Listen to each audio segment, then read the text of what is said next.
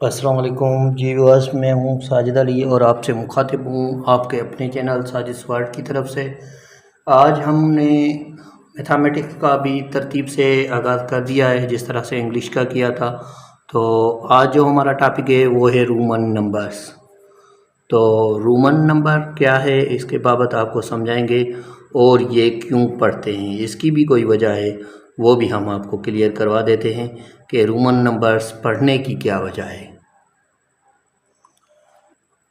Basically जो Roman numbers है वो सबसे पहले जो है एंशंट रूम में यूज़ हुए थे। कहाँ पर यूज़ हुए थे?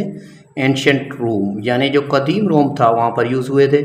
मैं तो ये भी कह सकता हूँ कि रोमन ने जो है यहाँ पर भी असर छोड़ा, क्योंकि जिसका ड्यूरेशंस होता है जिसका यानी कि दौर होता है जो यानी कि कारनामे कर दे रहते हैं, तो उनके टाइम पर उनकी चीज़ें कुछ ना कुछ तोड़ देती हैं। जिस तरह से हम सिंध में जो है पर्शियन चल रही है और दूसरी लैंग्वेज में हमारे सूफ़ी बुज़ुर्गों ने पोइट्री लिखी है, इसकी वजह यही है। तो दूसरा जो रोमन नंबर से यूज़ कहाँ पर होते हैं, ये तो एंशंट रूम से आई, लेकिन यूजेस कहाँ पर होते हैं रोमन नंबर, ये भी एक क्वेश्चन है। तो रोमन नंबर कहाँ पर यूज़ होते हैं? तो ये वॉचिस में यूज़ होते हैं। आपने देखा होगा कि वॉचिस में रोमन नंबर्स हैं, क्योंकि कुछ बच्चे पूछते हैं कि ये हम क्यों पढ़ रहे हैं, तो उसका पहले ही मैं आपको आंसर दे देता हूँ कि क्या वजह है इसको पढ़ने की। तो रोमन नंबर्स जो है वो वॉचिस में यूज होते हैं और क्लॉक्स में यूज़ होते हैं, यानी कि जो वॉल क्लॉक्स होते हैं उसमें यूज़ होते हैं, बुक्स में यूज़ होते हैं रोमन नंबर्स। उसके अलावा जो है सो एग्जामिनेशन में यूज़ होते हैं, और एग्जामिनेशन में आपने देखा होगा क्लास 1 2 इस तरह से लिखा होता है रोमन नंबर में, तो वहाँ पर भी यूज़ होते हैं एग्जामिनेशन में। क्लास में यूज़ होते हैं, असेंबली हॉल में यूज़ होते हैं, तो ये बहुत जगह पर यूज़ होते हैं। तो इनको समझने का आसान तरीका मैं आपको बता देता हूँ, यानी कि इसके लिए आपको वीडियो लाजमी लास्ट तक देखनी है। बहुत सारे कैंडिडेट होते हैं पहले वीडियो को देखकर छोड़ देते हैं, तो आपको इस तरह से नहीं समझ में आएगा। तो वीडियो को लास्ट तक देखें ताकि आपका कॉन्सेप्ट क्लियर हो जाए। बहुत ही आसान तरीके से मैं आपको रोमन नंबर समझाऊंगा, यानी कि पूरी ज़िंदगी आपको किसी और जगह सीखने की ज़रूरत नहीं पड़ेगी। ये एक लाइन है, इसे 1 कहते हैं, इसे क्या कहते हैं? 1 कहते हैं। और ऐसी लाइन दूसरी आ जाए तो हम इसे 2 कहते हैं, और इस तरह से 3 आ जाए तो हम इसे 3 कहते हैं। अगर इस तरह से 4 आ जाए तो हम इसे क्या कहेंगे? 4 कहेंगे? नहीं, यानी कि इनकी जो लिमिट है, एक डिजिट रोमन नंबर में मैक्सिमम आप 3 बार यूज़ कर सकते हैं, 3 से ज़्यादा यूज़ नहीं कर सकते। 1 2 3, यानी कि अब 4 बार यूज़ करेंगे तो गलत हो जाएगा। तो फिर क्या करें? ये 5 है, ठीक है, ये क्या है? 5 है। रोमन में इसको 5 कहते हैं, वी को। तो ये 5 है। यहाँ पर जो नंबर आता है इस साइड पर उसे हम माइनस कहते हैं, माइनस जो भी होगा। ये 5 हुआ, तो यहाँ पर इस साइड पे जो नंबर आएगा वो माइनस होगा, ये 1 हो गया। ये आपने पहले ही पढ़ा है, ये 1 है। 5 से 1 माइनस होगा, यानी कि 5 से 1 माइनस करेंगे तो क्या हो जाएगा? 4 हो जाएगा। इसी तरह से ये 5 हुआ। अब 6 कैसे लिखें? 5 में एक ऐड करेंगे, यहाँ पर जो नंबर आएगा ऐड होगा, इस साइड पर जो जाएगा वो यानी कि सब्ट्रैक्ट होगा, माइनस होगा। 5 में एक ऐड करेंगे, ये 6 हो गए। 2 ऐड करेंगे, ये 7 हो गए। 5 में 3 ऐड करेंगे, ये 8 हो गए। अब 9 क्या करें? ये करें इस तरह से 4 1 ऐड करें? नहीं, इसका तरीक़ेकार ये है कि आप मैक्सिमम क्या कर सकते हैं? 3 बार यूज़ कर सकते हैं, ज़्यादा नहीं। 5 1 1 1, ये 8 हो गया, ठीक है, लेकिन इससे ज़्यादा आप यूज़ नहीं कर सकते। तो हम क्या करेंगे 10 के लिए? ये x को 10 कहते हैं। आपने देखा होगा क्लास मैट्रिक लिखते हैं आप, तो यहाँ पर एक अगर देंगे इसको इस साइड से तो ये क्या हो जाएगा? यहाँ पर हमने 1 दिया तो ये 9 हो गया। तो ये निहायत ईजी है। अब इसी x को लिखेंगे, ये 10 हो गया। अब एक इस साइड पर देंगे, आपको मैंने पहले ही पढ़ा दिया है, समझा दिया है कि यहाँ पर जो 1 आएगा तो वो ऐड होगा। तो 1 यहाँ पर आया, 11 हो गया। 2 यहाँ पर आए, 12 हो गए। 3 यहाँ पर आए, 13 हो गए। 4 यहाँ पर आए, ये पूरा 4 लिख लें, वही जो पहले आपने लिखा था, ये 15 हो गया। इस तरह से लिखते जाएंगे, 3 बार के ज़्यादा डिजिट नहीं लिखेंगे। ये देखो 10, 5, 15, 16, 17, 18 हो गया। इसी तरह से आप लिखेंगे डिजिट, और कोई तरीक़ेकार यूज़ नहीं करें। 20 है तो 2 टाइम, 30 है 3 टाइम, ये 30 हो गया।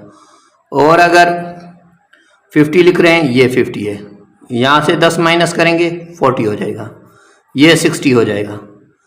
ये 2 बार यूज़ करेंगे x, 70 हो जाएगा। x अगर 3 बार यूज़ करेंगे, l जो है उसको 50 कह दें, x 3 बार यूज़ करेंगे, ये 80 हो जाएगा।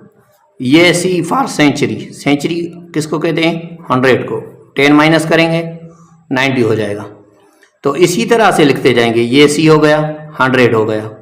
अब जो 500 की सैंपल है वो क्या है, यानी कि अगर 1000 लिखेंगे तो m लिखेंगे, ठीक है। ये आपको सैंपल यूज़ करनी है। अब जो GST 13 सितंबर वाली डेट पर जो पेपर आया था, उसमें ये लिखा था कि राइट, क्लास 4 से क्वेश्चन आया था GST में, ठीक है। तो लिखा हुआ था राइट 1947 इन रोमन। तो बच्चे बहुत परेशान हो गए थे और ऑलमोस्ट सारों ने गलत किया था, तो कोई मुश्किल ही नहीं है। ये क्या हुआ? 1000। ये क्या हुआ? 2000। 1 और 1, ठीक है। 1 और 1 कितने हुए? 2000। हमने पढ़ा है कि हम इस साइड पे जो लिखेंगे वो माइनस करेंगे, और इस साइड पे जो लिखेंगे वो ऐड करेंगे। हमने यहाँ पर 50 लिख दी, यहाँ पर भी लिख सकते हैं आप, यहाँ पर भी लिख सकते हैं, इस तरह से भी लिख सकते हैं। वो आप देखेंगे ऑप्शन किस तरह से है, ठीक है। तो ये हो गया 1950, ठीक है। तो ये 50 माइनस हो गए। 1950 आता तो इस तरह से लिख दें।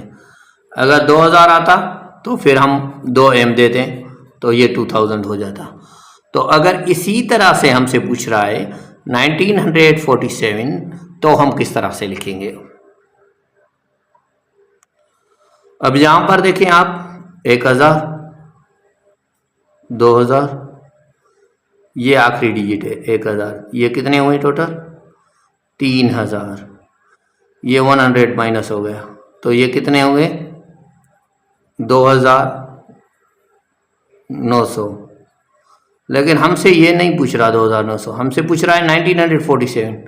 तो हम ये क्या करेंगे, ये 1000, ये 2000, ये 100 माइनस करेंगे, तो ये 1900 तो हो गया।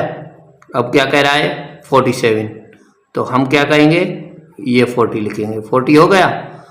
तो ये हो गए 1900, ये हो गया 40, ठीक है। अब क्या करेंगे हम, इसी में जो है 5 ऐड करेंगे, ये 5 हो गए, फिर 1 2 ऐड करेंगे, 2। अब इसको ऐड करें, 5 और 2 10, 7, 5 और 2 7, 7 और 40 47, और ये 1947। फिर भी मैं एक बार आपको समझा लेता हूँ, क्योंकि कुछ बच्चों को कन्फ्यूजन हो रही होगी। m जो है 1000 है, ये m 2000 हो गया। अब हमसे जो पूछ रहा है, ये पूछ रहा है 1947। तो क्या करेंगे, c यहाँ से लगाएंगे, ये कितना हो गया? 1900। अब क्या करेंगे, यहाँ पर 40 लिखेंगे, ये हो गया 40। 50 से 10 माइनस हो गया 50, ये -10 हो गया, यानी कि 40 हो गया। अब 40 में 5 ऐड करेंगे, 45 हो गया, और अब 3 ऐड करेंगे, 7 हो गया, यानी कि अब जो हुआ 1947 हुआ। आप इस तरह से कोई भी मुझे नंबर दें, इंशाल्लाह मैं आपको सॉल्व करके दिखाऊंगा। कोई मुश्किल नहीं है, कोई परेशान होने की बात नहीं है, ये बहुत ही ईजी है। यानी कि रोमन नंबर, ये क्लास 3 के पहला टॉपिक से है और 4 का भी। तो अब हम आगे चलेंगे दूसरे टॉपिक्स पर। किसी को कोई भी प्रॉब्लम हो तो मुझसे पूछ सकता है। रोमन नंबर पर तवज्जो दें, जिस तरह से GST में क्वेश्चन आया है, किसी और जगह पर भी आ सकता है। तो ज़्यादा वीडियो देखते रहें। साजिद वर्ल्ड, अगर चैनल को सब्सक्राइब नहीं किया तो सब्सक्राइब करें, लाइक करें, कमेंट दें और दोस्तों के साथ शेयर करें।